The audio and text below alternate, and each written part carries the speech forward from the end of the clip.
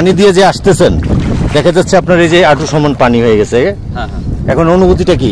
অনুভূতিটা হচ্ছে যে চর বলতে এটাই বোঝায়, এরকম অসুবিধা থাকবে, এরকম সুযোগ সুবিধা কম, এই কারণে তো চর।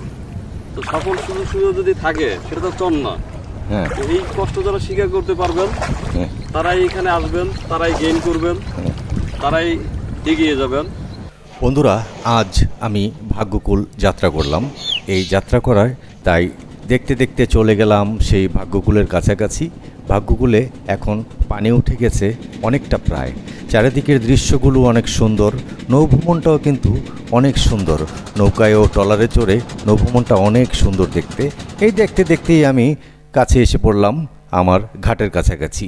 ঘাট থেকে নেমেই আমার সামনে যারা ছিল তারা নামতে নামতেই আমি পিছনে পড়ে গেলাম। আর নেমে দেখি কি সুন্দর দৃশ্য। আর পিছনের কথা যখন মনে করলাম যে ঘাটে তো কত ট্রলার দেখলাম, এই ট্রলার দেখলাম, এই চিন্তা করতে করতে তাই এখন কিছু কথা বলি। হাসান ভাই, আমি একটু থামাইলাম আপনাকে। এই পানি দিয়ে যে আসতেছেন, দেখা যাচ্ছে আপনার এই যে আঁটু সমান পানি হয়ে গেছে। এখন অনুভূতিটা কি? অনুভূতিটা হচ্ছে যে চর বলতে এটাই বোঝায়, এরকম অসুবিধা থাকবে, এরকম সুযোগ সুবিধা কম, এই কারণে তো চর।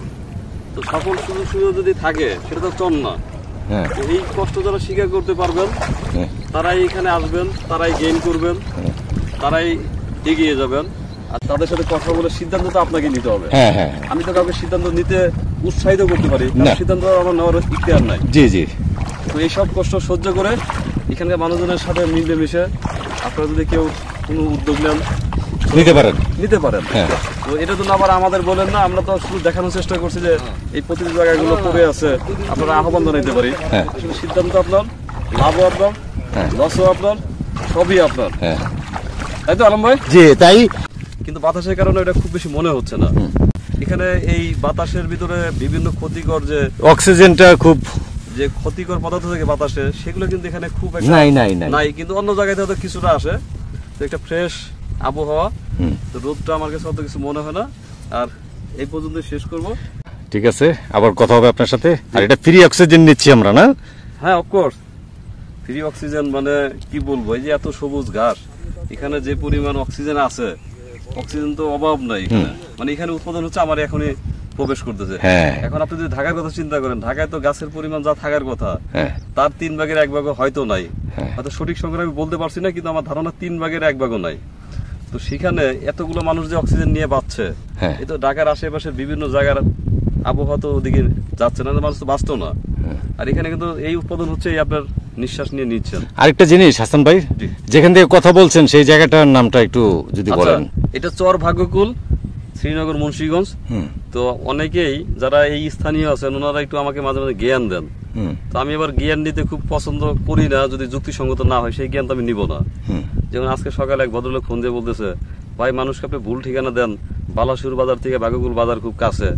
তো আমি বললাম যে বালাসুর হয়তো এই বিক্রমপুরের একটা খুব পরিচিত গ্রাম, কিন্তু আমার তো শুধু বিক্রমপুরের দর্শক না, আমার দর্শক তো সারা ওয়ার্ল্ডে, বাংলা ভাষাভাষীর লোক যেখানে আছে সেখানে আমাদের দর্শক আছে। তো ওনাকে যদি আমি বলি যে পদ্মা সেতু সংলগ্ন এই ভাগ্যকুল চর, তাহলে সারা বাংলাদেশের মানুষ কত সহজে সেখানে আসতে পারে।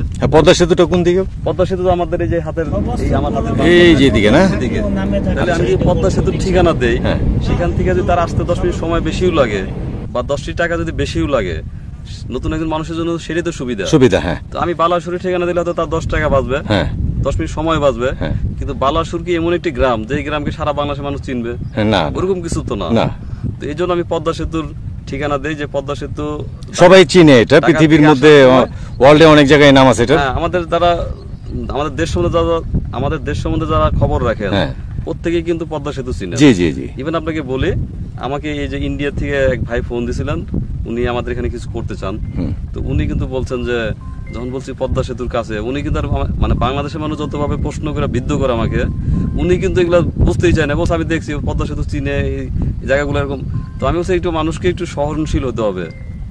তো সেই সহনশীলের জায়গায় আপনারা নিজেরা যাচাই করুন আমি কোন কথা ভুল বলি। ভুল হতেই পারে, আমি তো মানুষ, হয়তো আমি তার মহামানব না, কিন্তু আমার কাছে মনে হচ্ছে পদ্মা সেতু দিয়ে এখানে আসা অপরিচিত মানুষের জন্য সহজ। আর যখন পরিচয় হয়ে যাবে তখন যে কোনো জায়গা দিয়ে মানুষ যেতে পারে। তো আলম ভাই ভালো থাকবেন। হ্যাঁ। রোদ লাগছে, একটু হাত পা দিয়ে পানি খাবো। চলো। আচ্ছা ঠিক আছে, এই যে আমাদের ধন্যবাদ এখানে- আপনাকে। এই যে চরে কিন্তু বেশ জায়গায় কিন্তু কল আছে, দেখেন। ও এটা কি কল, পানির কল? মানুষ তো নাই, কিন্তু এরা কল করে রাখছে, দেখেন এখানে মানুষ কত ভালো। একটা সুবিধা, glass- অনেক একটা সুবিধা। glass রেখে দিয়েছে যে হ্যাঁ, থেকে যে যদি সবাই আসে, পানি খাইতে পারে, তাই না? পানি খেতে পারে। এটা একটা ভালো উদ্যোগ, ঠিক না? অবশ্যই ভালো উদ্যোগ। এই দেখুন এখানে একটি পানির কল গাড়া আছে, সেটা আবার একটা মগও আছে, একটি জগ, মানে সেটা দিয়ে আপনি পানি খেতে পারবেন। আপনি দেখেন আশেপাশে কিন্তু কোনো বাড়ি ঘর নেই। এই বাড়ি ঘর আমি চারদিকটা আপনাদেরকে দেখাচ্ছি, এই যে দেখাচ্ছি, দেখেন কোনো বাড়ি ঘর নেই, কিন্তু এই চরের ভিতরে পাবেন একটি কল।